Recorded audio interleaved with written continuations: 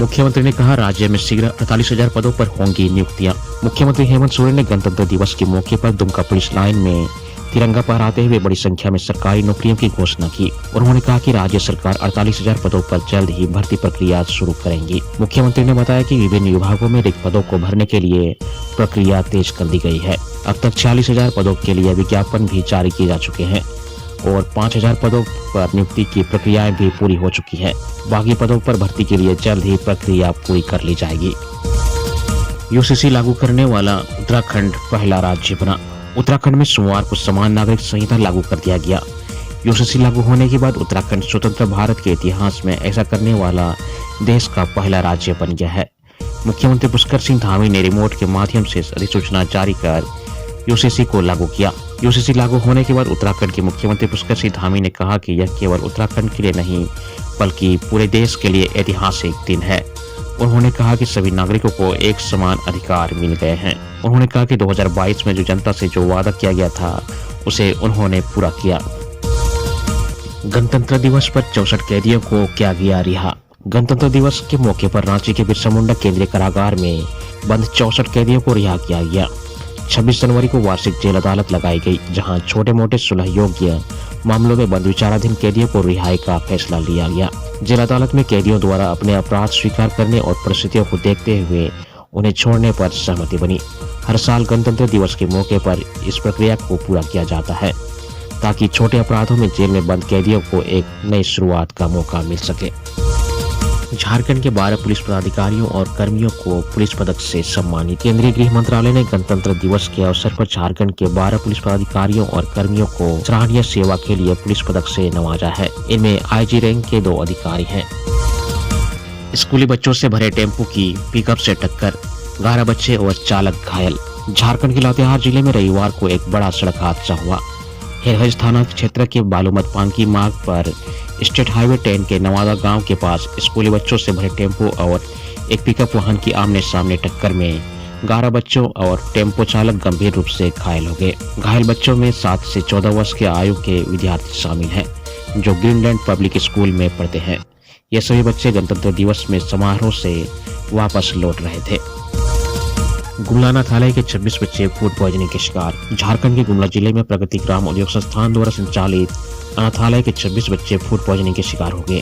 घटना गणतंत्र दिवस के मौके पर हुई, जब बच्चों को बिरसा मुंडा एग्रो पार्क घुमाने ले जाया गया था। पार्क से लौटते समय बच्चों को बाहर स्थित एक फुटपाथ की दुकान से चाउमीन खिलाया गया। इसके कुछ देर बाद बच्चों की तबीयत बिगड़ने लगी।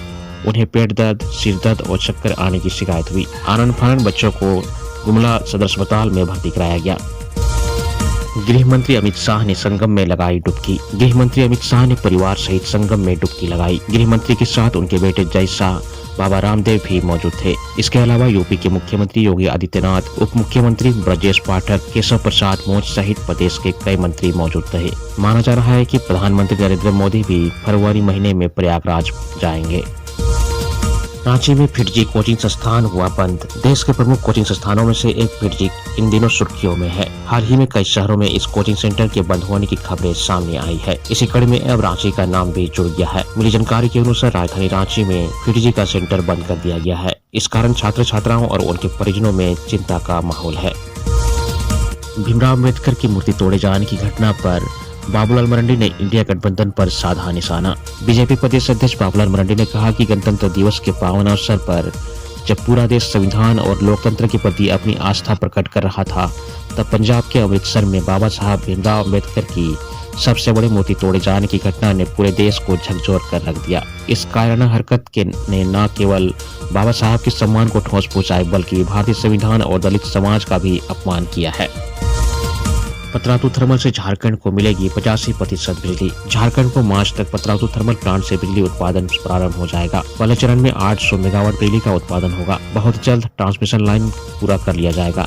इस प्लांट से जितनी बिजली का उत्पादन होगा उसका 85% हिस्सा झारखंड को मिलेगा, जबकि इससे हिस्सा 15% केंद्र सरकार के हिस्से में रहेगी। गिरिडीह में अनियंत्रित हाईवा ने 4 बाइक और मालवाहक वाहन को मारी टक्कर।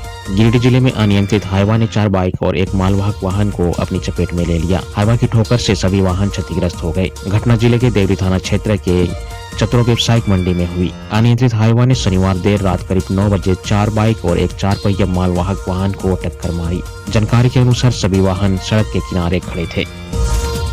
बिहार झारखंड के सीबीआई के संयुक्त निदेशक को किया गया पुलिस मेडल से सम्मानित। बिहार झारखंड के सीबीआई के संयुक्त निदेशक राजीव रंजन को पुलिस मेडल से सम्मानित किया गया है। वह सिक्किम कैडर के आईपीएस अधिकारी हैं। शारदा चिटफंड घोटाले की जांच के लिए गठित एसआईटी में वह बतौर एसपी शामिल थे। उन्होंने चारा घोटाले के ट्रायल के दौरान भी अहम भूमिका निभाई थी।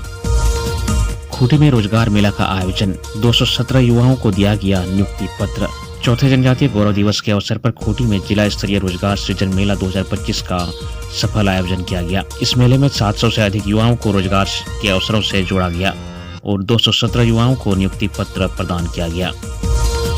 हाईकोर्ट में पूजा सिंघल के खिलाफ दायर पीआईएल याचिका खारिज। खूंटी में हुए मनरेगा घोटाला मामले के आरोपी आईएएस पूजा सिंघल के खिलाफ दायर एक पीआईएल को आज झारखंड हाईकोर्ट ने खारिज कर दिया। यह पीआईएल अरुण कुमार दुबे की ओर से दायर किया गया था, जिसमें उन्होंने अदालत से कहा था कि जांच एजेंसी ठीक से जांच नहीं कर रही है। उन्होंने जांच की प्रक्रिया पर सवाल उठाए थे।